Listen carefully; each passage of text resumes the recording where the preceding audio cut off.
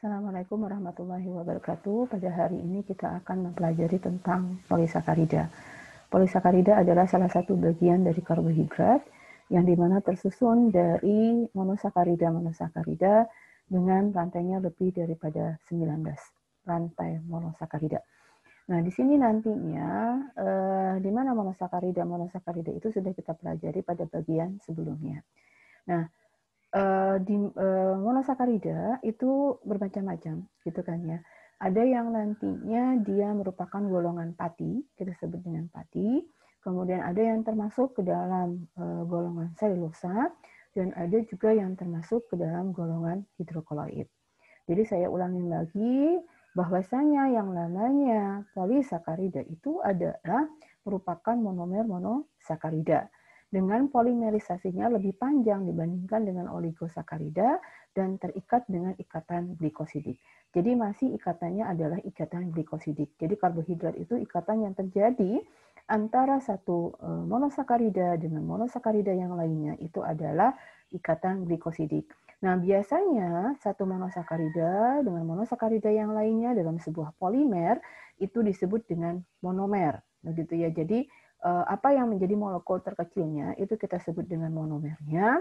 Nah, kemudian monomer-monomer ini akan terikat satu dengan yang lainnya apabila dia dalam karbohidrat dengan ikatan glikosidik. Nah, maka kita sebut dengan polimer. Mudah-mudahan bisa dipahami ya. Yang namanya polimer itu adalah apa dan monomer itu adalah apa. Nah, kita mempelajari di sini adalah tentang polimer monosakarida untuk membentuk suatu polisakarida. Yang pertama kita akan pelajari dulu tentang pati.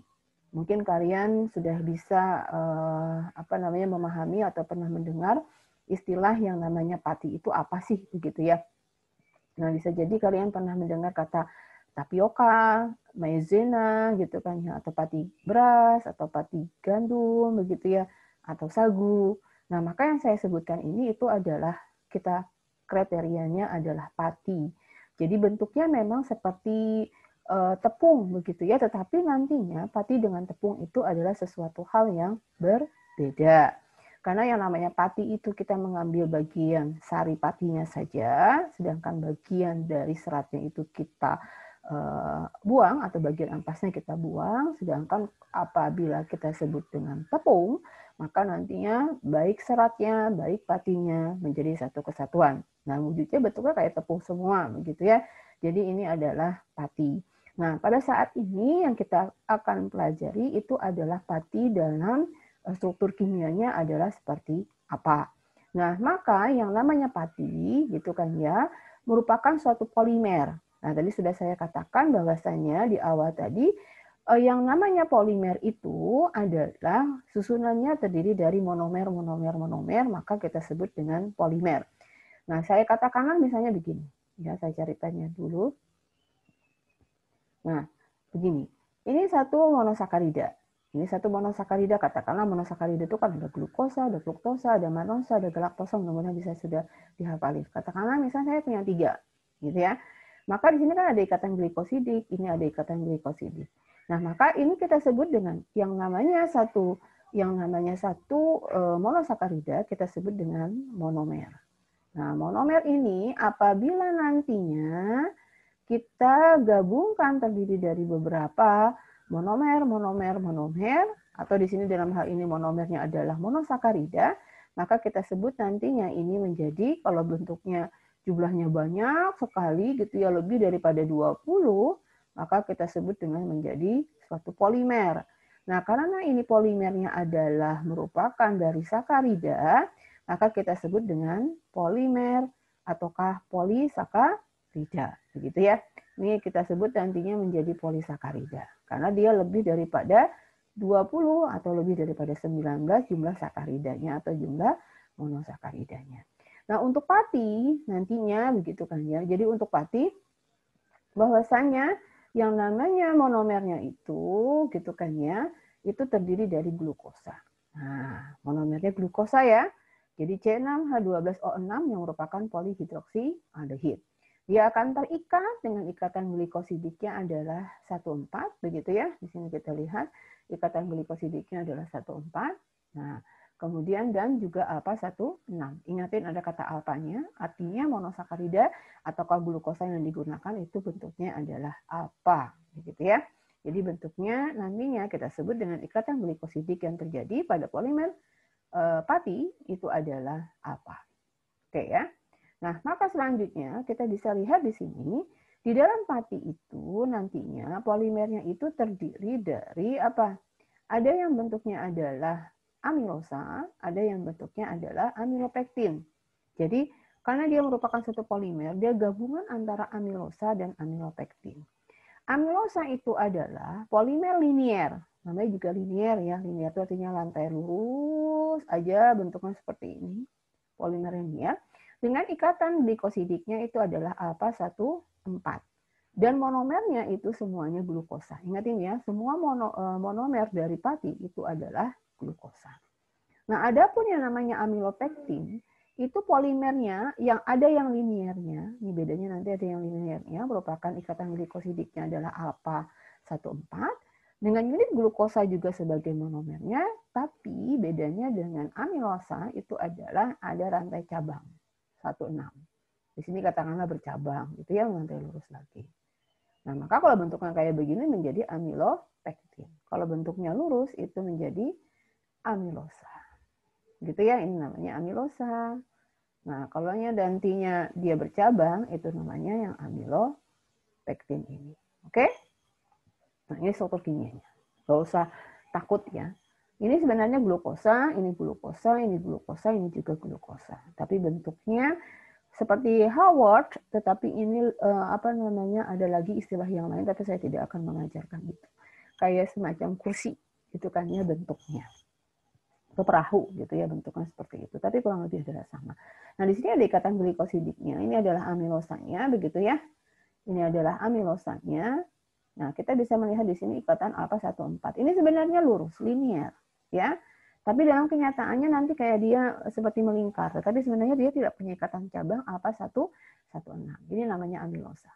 Yang ini adalah glukosa, ini glukosa, ini glukosa, ini juga glukosa. Nah, sedangkan amilopektin, ini seperti yang saya gambarkan sebelumnya, dia mempunyai ikatan cabang ini. Gitu kan ya. Jadi amilopektin itu mempunyai ikatan cabang ini. Bedanya dengan amilosa alfa 16. Yang lainnya adalah 14 semua. Ini 14, ini juga ikatan glikosidik yang 14, 14. Oke ya. Dan semuanya ini adalah glukosa. Ini glukosa, glukosa, glukosa, glukosa. Ini adalah amilopektin. Nah, kembali ya. Bahwasanya yang namanya pati itu struktur kimianya terdiri dari amilosa dan amilopektin. Nanti amilosa dan amilopektin ini akan berpengaruh sekali terhadap sifat dari pati yang ada gitu ya, karena ada tapioka dari singkong gitu ya, sagu dari sagu, kemudian maizena dari jagung begitu, atau pati beras dari beras, atau pati gandum dari gandum begitu ya, jadi sumber-sumber karbohidrat. Nah, maka ini adalah pati sebagaimana yang saya jelaskan pada bagian depan ini. Ya, nanti diikat kembali ya, itu polimernya dan monomernya adalah yang mana amilosa dan yang mana amilopektin. Kalian bisa mempelajari ini. Nah, nanti karena tadi itu yang namanya pati itu merupakan suatu polimer begitu kan ya. Nah, maka nanti jumlah polimernya tuh katakanlah lebih daripada 20. Tapi jumlahnya banyak sekali, bisa sampai 500 sampai 6.000 unit glukosa, tergantung dari sumbernya. Jadi panjang sekali glukosa dipanjang disambung gitu kan ya. Tapi itu ya kebesaran Allah ya. Artinya yang namanya pati itu kan misalnya di sagu gitu, memang sudah ada dengan sendirinya pada waktu pertumbuhannya dia membentuk yang namanya dari glukosa, terus di biosintesis begitu kan ya, terus disambung akhirnya menghasilkan yang namanya pati. Nah, sedangkan amilopektin itu malah sampai 10 pangkat 5 sampai 3 kali 10 pangkat 6, jadi sekitar 3 juta unit glukosa. Jadi memang sebagian besar nanti di dalam pati itu adalah kandungannya apa? Amilopektin, karena kandungannya bisa sampai 1000 kilo. Gitu ya, jumlahnya sangat banyak sekali unit glukosa yang dihasilkan dari amilopektin, gitu ya. Jadi ada amilosa dan ada amilopektinnya. Nah, kemudian dari sini nantinya gitu kan, ini hanya pengetahuan saja ya ini ya. bahwasanya nanti kita bisa jadi berbagai macam jumlah amilosa dan amilopektin yang terdapat dari berbagai macam sumber karbohidrat. Katakanlah ada gandum, ada jagung, ada oats, ada beras, ada sorghum, ada pea, ada kentang, begitu kan ya. Ini hanya pengetahuan saja di mana nantinya gitu ya ada kandungan amilosa dan kandungan amilopektin. Coba perhatikan, kandungan amilopektin pasti lebih tinggi dibandingkan kandungan amilosanya. Nah, kemudian nantinya dalam setiap sumber dari sumber karbohidrat itu kandungan amilosanya juga bervariasi. Katakanlah kentang amilosanya 23. Beras misalnya kandungan amilosanya 14 sampai 32% dan selanjutnya begitu ya. Dan di mana jumlah amilosa dan amilopektin gitu ya di dalam suatu pati itu jumlahnya menjadi 100%. Gitu ya, jumlahnya seperti itu. Oke. Nah, nanti yang namanya pati itu kan secara kimia tadi terdiri dari amilosa dan amilopektin ya. Nanti pati yang ada di dalam yang terdiri dari amilosa dan amilopektin itu ternyata di dalam butiran-butiran kecil yang kalian lihat misalnya dalam bentuk kayak tepung itu gitu kan ya. Jadi partikel-partikel kecil itu sebenarnya amilosa dan amilopektin itu nantinya dia berada di dalam suatu wadah yang kita sebut dengan granula pati. Jadi granula pati itu bukannya partikel yang kalian lihat dari butir-butir kecil dari tepung itu, bukan ya. Tapi dalam satu butir kecil itu banyak sekali granulanya. Gitu ya. Jadi saya gambarkan ini. Nah, ini ada granulanya mungkin yang lebih besar lagi ini. Nah, ya. Ini kalian lihat apabila di bawah mikroskop gitu kan ya. Apalagi mikroskopnya adalah yang berfluoresensi gitu. Maka kayaknya bentuknya kayak gini. Kalau pati kentang, ya granulanya di granula ya. Ini hanya sedikit sekali partikel yang katakanlah 2-3 partikel gitu kita masukkan ke dalam air, kita letakkan di bawah mikroskop, maka bentuknya kayak begini. Ini adalah pati kentang. Jadi ukurannya memang pati kentang, ukuran granulanya lebih besar dibandingkan dengan pati gandum misalnya kayak begini ukuran granulanya. Ya, bukan ukuran granulanya, bentuk granulanya gitu ya. Nah, kemudian ini pati beras, ini bentuknya seperti ini. Ya, jadi tidak beraturan. Kemudian pati jagung bentuknya adalah seperti ini. Gitu ya. Kemudian ini adalah ini adalah pati dari tapioka. Ini terhimpit ya. Ini dari tapioka, bentuknya seperti ini. Nah, ini kalau misalnya tapioka apabila dia berada di bawah mikroskop yang berfluoresen begitu ya, maka granulanya terlihat biru dan kuning begitu ya, berfluorensi. Jadi ada cahayanya di situ, maka granula yang dimunculkan di bawah mikroskop itu warnanya menjadi kuning dan biru begitu ya. Jadi di sini adalah bentuk-bentuk granula. Nah, di dalam granula inilah, dalam setiap granula inilah nantinya ada amilosa dan amilopektin. Jadi kalau kita bayangkan suatu balon begitu ya, di dalam balon itu ada amilosa dan amilopektinnya. Saya balik lagi ke atas ya.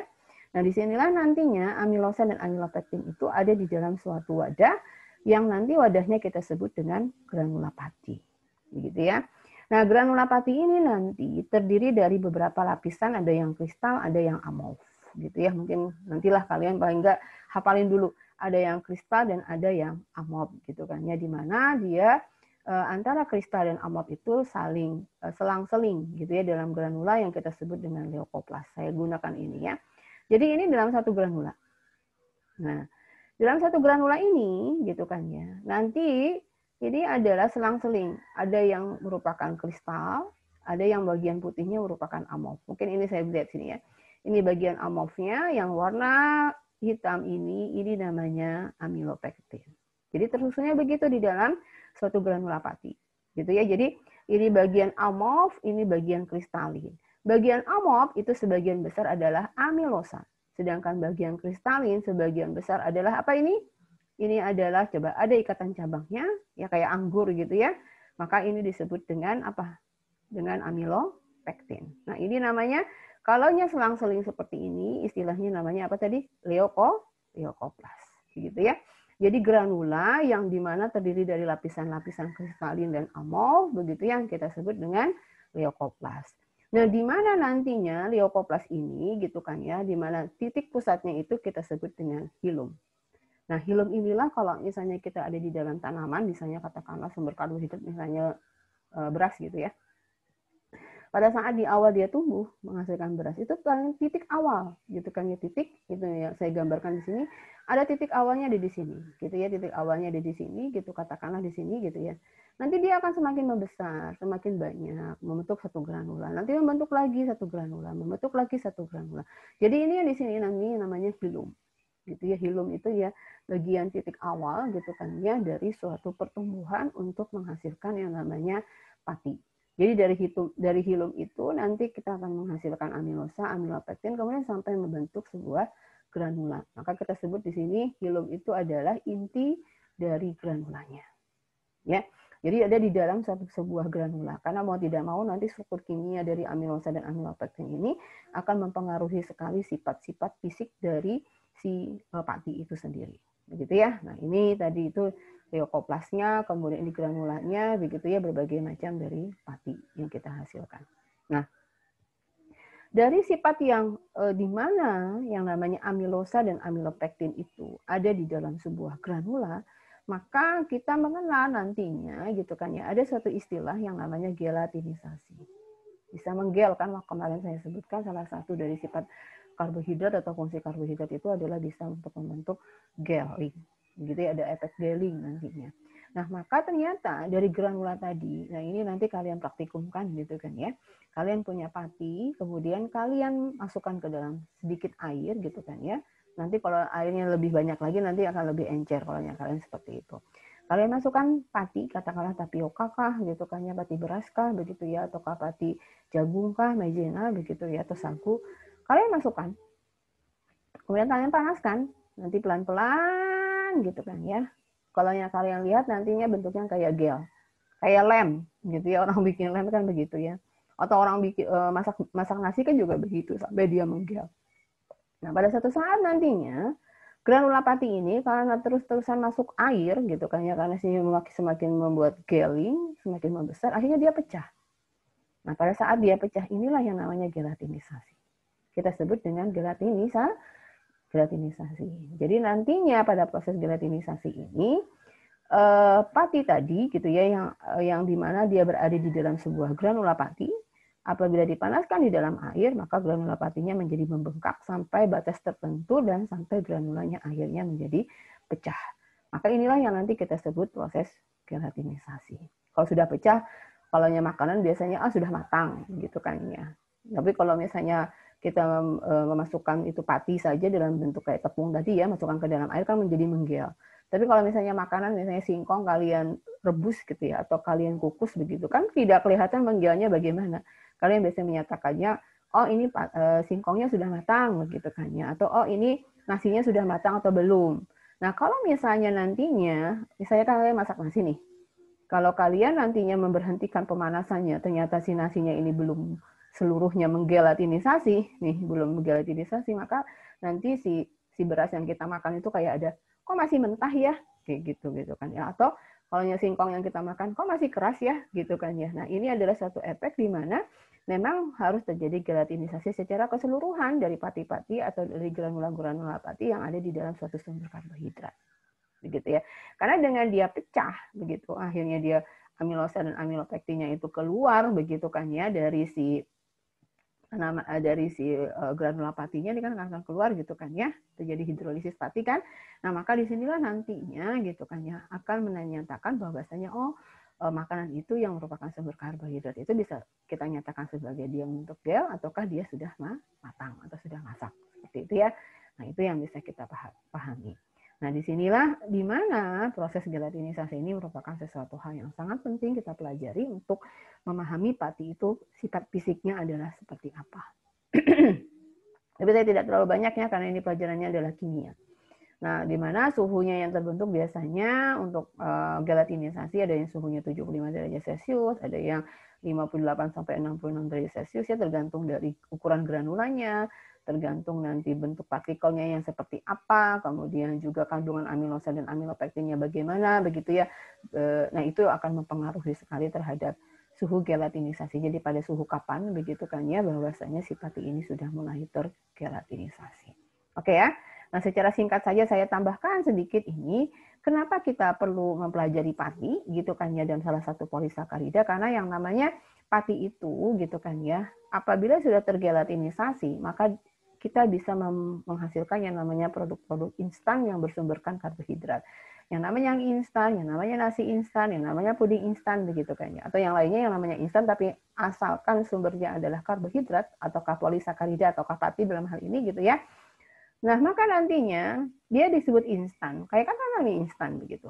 Maka mie itu sebenarnya digelatinisasi dulu, tapi tidak seluruhnya gitu. Jadi granula pati bisa kita atur-atur gitu ya. Kita rekayasa di mana granula patinya itu tidak seluruhnya digelatinisasi, hanya sebagian saja. Oleh karena itu setelah dia digelatinisasi begitu kan ya, kita keringkan, kemudian pada saat kalian memasak kembali yang namanya mie instan tadi, maka dia tidak terlalu lama untuk dimasak karena sudah ada sebagian yang tergelatinisasi, sudah ada sebagian yang masak, sedangkan yang lainnya masih ada yang belum tergelatinisasi sehingga kita masak setelah itu, gitu ya. Nah, ini nanti kalau kalian mau merekayasa dari pati, ya kita mempelajari tentang sifat-sifat dari amilosa dan amilopektin dan juga sifat-sifat dari granula pati itu seperti apa pada saat kita panaskan dan terjadinya proses gelatinisasi. Gitu ya. Ini hanya tambahan saja karena ini bukan kimiawi tapi lebih kepada modifikasi pati. Nanti kalian boleh belajar untuk memahami ini lebih lanjut di mata kuliah yang lainnya, gitu ya. Nah, selanjutnya saya tidak akan mengajarkan ini karena kayak saya ajarkan saja salah satu sifat dari pati itu selain dia bisa tergelatinisasi, juga ada yang namanya retrogradasi. Ya, ini penjelasannya untuk lebih mempermudah kalian nanti praktikum. Retrogradasi itu adalah di mana pada saat pati itu kan sudah tergelatinisasi, saya sudah menggel. Kemudian kalian biarkan dan kalian dinginkan. Ternyata yang namanya pati-pati tadi apabila kalian dinginkan, katakanlah masuk ke dalam refrigerator ataukah ke dalam freezer gitu, maka setelah beberapa lama nanti akan terbentuk jaringan-jaringan kristal dan mengendap, bisa mengendap nantinya. Artinya bahwasanya pada saat dia tergelatinisasi kan amilosa dan amilopektinnya kan sudah keluar dari granula pati. Nah, kemudian kan tadi tuh bahwasanya di bagian granula itu kan ada bagian kristalin, kristal ada bagian yang amorf, ingat yang bagian ini ya. Ini bagian yang tadi saya ajarkan di bagian depan ini. Nah, ini kan ada bagian amorf, ya, ada bagian kristal. Bagian amorf itu kan sebagian besar amilosa, bagian kristal sebagian besar adalah amilopektin. Nah, maka pada saat dia digelatinisasi, granula patinya itu kan udah hancur gitu kan ya, pecah gitu kan ya. Nah, maka dia kan nanti amilosa dan amilopektinnya kan ini bebas. Ini gambaran yang saya di sini. Bebas kan, amilosanya keluar, amilopektinnya keluar. Nah, maka amilopektin yang sebagian besar itu sifatnya adalah menjadi kristal, dia akan menjadi kayak semacam mengkristal. Mengkristal itu kalau kalian lihat pada saat didinginkan suatu proses gelatinisasi, maka kayak bentuk ini, jaring-jaring gitu kan ya, jaring-jaring kristal. Jadi kayak semacam ada dia nanti kayak semacam benang-benang kecil begitu ya pada saat kita untuk proses pendinginan tadi begitu kan ya. Nah, hal ini nantinya di mana dia akan bersatu kembali gitu ya, bagiannya ada yang menjadi kristal, kemudian ada yang mengendap. Kemudian nanti juga salah satunya bagian yang amilosa, bagian yang lainnya itu nanti dia akan bersatu kembali. Jadi saling yang lainnya karena kemana-mana gitu kan ya, kan amilosanya banyak, amilopektinnya banyak, mereka akan bersatu-satu dengan yang lainnya. Amilosa bersatu gitu ya, amilopektin bersatu gitu. Maka kita sebut namanya retrogradasi ini. Jadi kayak jaring-jaring kalau kalian lihat kayak benang-benang nantinya di dalam satu lapisan itu yang kita sebut dengan retrogradasi. Nah, sedangkan kalau sineresis itu nantinya nih pada saat kita gelatinisasi kan dia menggel, kita dinginkan, kemudian nanti ada yang terlalu apabila nanti campuran itu terlalu banyak air, itu nanti kan air itu terlalu banyak nih pada waktu kita mencampurkan, sedangkan si patinya sangat sedikit gitu kan ya. Maka apabila kita dinginkan nanti ada air yang keluar, gitu, itu namanya sineresis gitu ya. Mungkin yang paling mudah yang kalian lihat mungkin pada makan agar-agar gitu ya. Agar-agar itu kan juga salah satu dari polisakarida, tapi nanti pada bagian hidrokoloid yang saya jelaskan. Nah, maka apabila jumlah air yang terlalu banyak kan bisa saja nanti ada agar-agar yang keras, ada agar-agar yang lembek gitu kan ya. Maka kalau agar-agarnya lembek maka mudah sekali untuk air itu akan keluar dari si agar-agarnya, sehingga nanti kayak keluar air begitu ya, terlepas dari gelnya itu gitu. Itu yang kita sebut dengan sineresis dalam hal ini. Oke ya. Nah, itu apabila kita mempelajari yang namanya pati. Nah, kemudian ada juga untuk mengidentifikasi apakah nantinya pati itu terhidrolisis. Terhidrolisis itu artinya adalah ikatan glikosidik. Itu kan secara alami ada tuh, dibentuk gitu ya secara biosintesis secara alami. Nah, kemudian yang namanya ikatan-ikatan glikosidik itu kan bisa diputuskan. Kemarin salah satunya adalah dengan adanya asam. Karena kan tidak kuat ikatan glikosidik itu dengan asam, dia akan terputus. Begitu ya, ikatan itu menjadi monomer-monomer lagi ataukah menjadi polimer-polimer yang lebih pendek lagi gitu kan ya ikatannya. Nah, maka dalam hal ini gitu kita bisa mengidentifikasi apakah pati ini sudah terjadi hidrolisis ataukah tidak, begitu kan ya. Di mana hidrolisis ini nanti akan membuat suatu struktur kimia yang berbeda dari polimernya. Bisa polimernya menjadi lebih pendek sampai menjadi monomer-monomer kembali begitu. Nah, apabila nantinya kita tambahkan gitu kan ya, di sini nanti pakai methylene blue ataukah dengan suatu larutan pehling juga bisa begitu ya. Apabila nanti kita tambahkan di sini dengan iod begitu kan ya, iod, pehling juga ada iodnya di dalamnya, maka nantinya pati yang masih bentuknya pati yang rantainya panjang bisa sampai jutaan tadi gitu kan ya, unit glukosanya, maka dia akan berwarna ungu. Apabila nanti dia akan terhidrolisis kurang dari 20, tetapi masih lebih daripada 10 gitu kan, isi 6 sampai 7 8. Lebih daripada 10 kurang dari 20 dia akan berwarna merah. Tapi kalau misalnya nanti polimernya hanya 6 7 8 saja ikatan monomernya itu akan berwarna coklat, sedangkan apabila kurang maka dia tidak akan berwarna. Gitu ya, tidak akan berwarna lagi apabila ditambah dengan iod. Jadi bisa jadi monomernya itu malah menjadi monomer-monomer, jadi menjadi monosakarida lainnya. Karena memang bisa. Ikatan glikosidik itu bisa diputuskan apakah menggunakan asam, satu lagi bisa menggunakan enzim. Kalau misalnya dia adalah karbohidrat, katakanlah pati, kita bisa mengenal namanya enzim amilase, begitu kan, pululanase, gitu kan ya. Mungkin saya pernah di sini tadi ada menyebutkan. Bisa juga nanti untuk memutuskan ikatan glikosida itu amiloglukosidase, begitu kan ya. Nah, itu bisa kita lakukan. Ada maltase gitu kan ya. Nah, itu bisa juga untuk menghidrolisis dari ikatan-ikatan glikosidik yang ada pada pati itu, gitu kan ya. Jadi pati itu memang terbentuknya secara alamiah, secara biosintesis gitu kan ya, enzimatis juga. Nah, kemudian pati yang dihasilkan itu bisa kita potong-potong menjadi lebih kecil lagi. Contohnya, pati bisa menghasilkan glukosa. Kan glukosa sirup biasanya gitu ya, atau fruktos sirup gitu mungkin kalau kalian pernah membaca atau mendengarkan. Jadi nantinya di ikatan glikosidik itu kita putus-putus gitu kan ya. Nanti dia menjadi monomer kembali dan menjadi glukosa. Itu yang kita ambil biasanya untuk menjadi glukosa sirup. Karena kalau misalnya gula tebu kan namanya sukrosa. Begitu, itu beda ya di situnya. Tapi saya tidak terlalu mendalam dalam hal ini karena ini bukan pelajarannya, kalian hanya belajar kimia saja.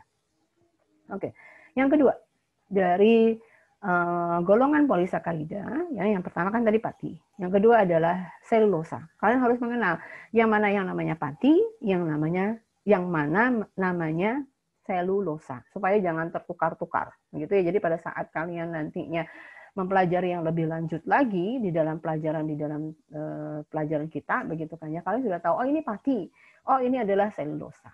Jadi karakteristiknya memang berbeda antara pati dengan selulosa. Kalau selulosa itu adalah serat-serat panjang, di mana saya yang di bawah dulu ya, polimernya itu nanti polimer juga, begitu ya. Jadi merupakan polimer juga, sama dengan pati kan kita bicara polisakarida ya.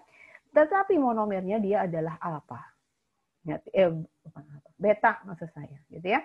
Kalaunya pati kan alpha, kalaunya selulosa itu adalah beta dengan ikatan glikosidiknya tetap 1,4.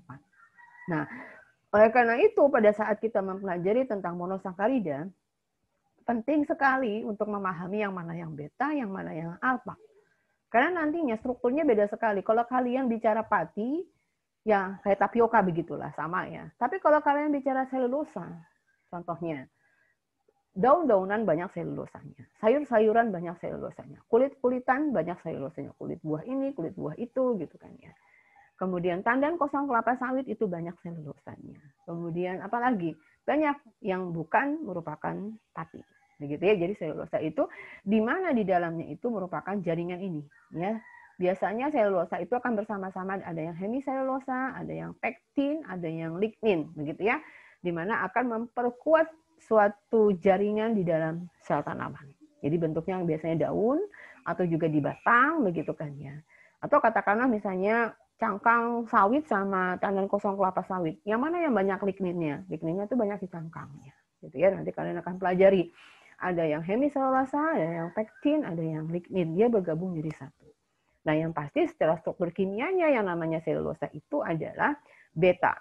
Beta D-glukosa dengan ikatan glikosidiknya adalah 1,4. Ini gambarannya. Ya. Ini adalah glukosa, ini adalah glukosa, ini adalah glukosa, di mana nanti terikat di sini gitu kan ya. Satu dengan yang lainnya antara glukosa yang merupakan beta. Ingatin ya, glukosanya beta. Sehingga kalau kita melihat bicara beta dan ini bentuknya adalah L ya. Bukan L. Ini D-glukosa, salah. Ini D-glukosa, kemudian OH-nya harus di atas, kolonnya B, beta OH. Gitu ya, awalnya begitu kan. Dan ini terikat antara 1 dan 4. Ini kan nomor 4. Nah, ini adalah bentuk dari selulosa. Kayaknya mirip-mirip ya dengan pati yang amilosa begitu kan ya. Beda. Kalau yang amilosa itu adalah alpha D-glukosa. Kalau ini selulosa itu adalah beta D-glukosa. Jadi itu perbedaannya. Ternyata karakteristiknya juga berbeda. Kalau kita bicara selulosa ya kayak sapi makan rumput begitu ya, itu kan selulosa yang dimakan begitu. Tapi manusia juga kan makan sayur-sayuran begitu, bisa juga rumput-rumputan begitu. Kan beda dengan tapioka begitu ya, sagu kan beda sekali. Nah, itu karena struktur kimianya yang berbeda sehingga yang dihasilkan juga berbeda sifat-sifatnya gitu ya. Jadi ini adalah selulosanya. Nah, di mana selulosa memang tidak bisa dicerna oleh manusia. Ini tambahan saja ya, karena di dalam tubuh manusia itu di pencernaannya tidak ada selulasenya. Gitu ya. Beda dengan sapi, kambing, begitu ya, memang ada enzim selulasenya sehingga mereka hanyalah pemakan rumput-rumputan. Kalau manusia memang makan sayur-sayuran atau kalau makan yang merupakan selulosa ya serat-serat begitu, tetapi biasanya dikeluarkan lagi karena tidak dicerna. Beda dengan amilase gitu kan ya, pati dimasukkan ke dalam tubuh maka akan dicerna. Maka itu tambahan saja ya, bukan kekiniannya sekali. Nah, kemudian selulosa dapat larut di dalam asam tetapi sulit larut di dalam basa. Kemudian kekuatan mengembang dari selulosa dengan mengikat air itu adalah jelek. Coba aja kalian jadikan tepung begitu kan ya, misalnya apa sayur-sayuran lah, serat apalah begitu kan ya.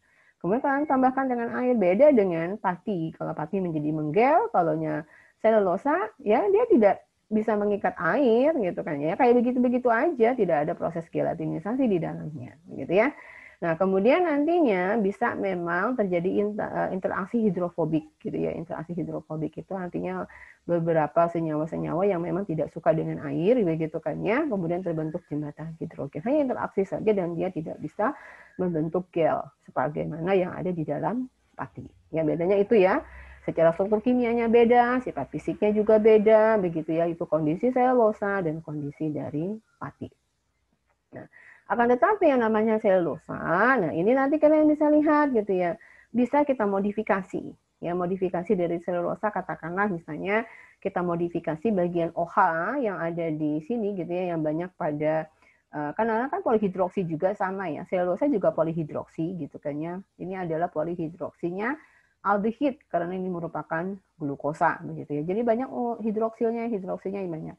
Nah, maka kita bisa modifikasi menggantikan gugus hidroksil tadi dengan sesuatu hal yang merupakan ini bisa menjadi tambahkan dengan metil, etil, hidroksimetil dan selainnya begitu kan ya.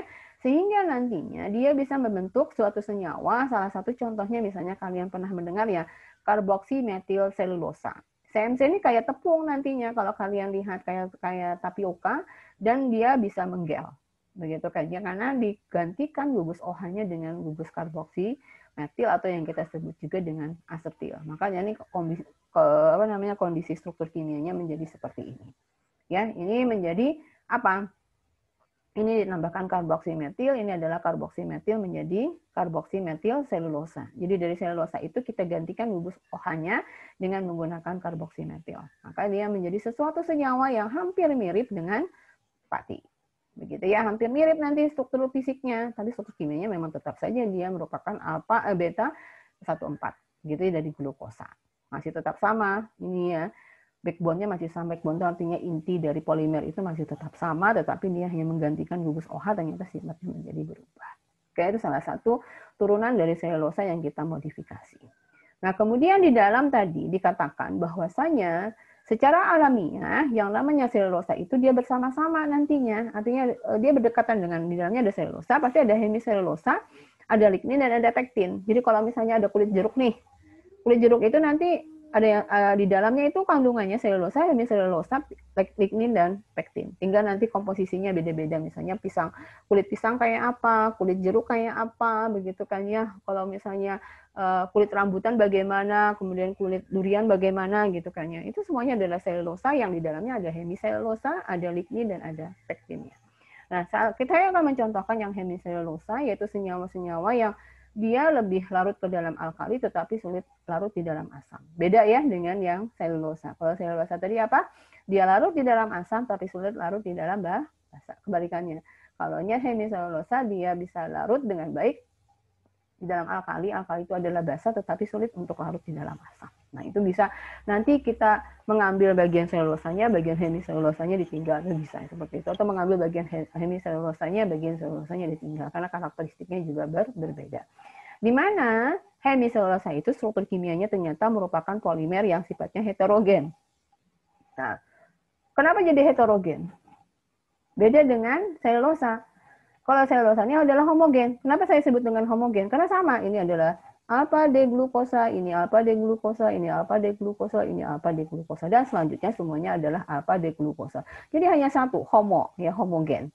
Nah, sedangkan untuk hemiselulosa itu dia sifatnya adalah heterogen. Heterogen itu artinya di dalam satu polimer itu gitu kan ya, dia ada memang yang menjadi backbone-nya atau inti dari struktur hemiselulosa adalah selulosa gitu kan ya, tetapi ada rantai sampingnya begitu. Jadi backbone-nya sebenarnya ini adalah hemiselulosa, itu adalah selulosa itu sendiri. Tetapi ada rantai sampingnya, ada silosa, ada pentosa, ada heksosa dan lain-lainnya gitu kan ya, dan derajat polimerisasi dari hemiselulosa itu lebih pendek dibandingkan dengan selulosa, sehingga serat-seratnya lebih pendek dibandingkan dengan serat-serat selulosa. Jadi kalau serat selulosa itu lebih panjang gitu kan ya, sedangkan untuk hemiselulosa itu seratnya pendek karena memang derajat polimernya juga pendek-pendek begitu kan ya. Nah, ini adalah gambaran struktur kimia dari hemiselulosa. Nah, ini saya jelaskan gitu kan ya, bahwasanya tadi backbone-nya itu adalah, ini adalah selulosa. Nah, ini backbone-nya, ini adalah selulosanya gitu kan ya. Nah, intinya memang selulosa tapi dia lebih pendek. Kemudian ada rantai cabang. Nah, ini yang membedakannya. Ada silosa, ada fukosa, kemudian ada galaktosa, ada arabinosa, begitu kan ya. Ini rantai-rantai cabangnya. Ini yang membedakan antara selulosa dan hemiselulosa, dan juga membedakan antara sifat-sifat fisiknya juga berbeda, gitu kan ya. Nah, ini yang bisa saya sampaikan kepada kalian tentang polisakarida. Silakan kalau misalnya nanti kalian ada yang hal-hal yang kurang mengerti, nanti bisa kalian tanyakan kepada saya di bagian tanya jawab. Terima kasih. Assalamualaikum.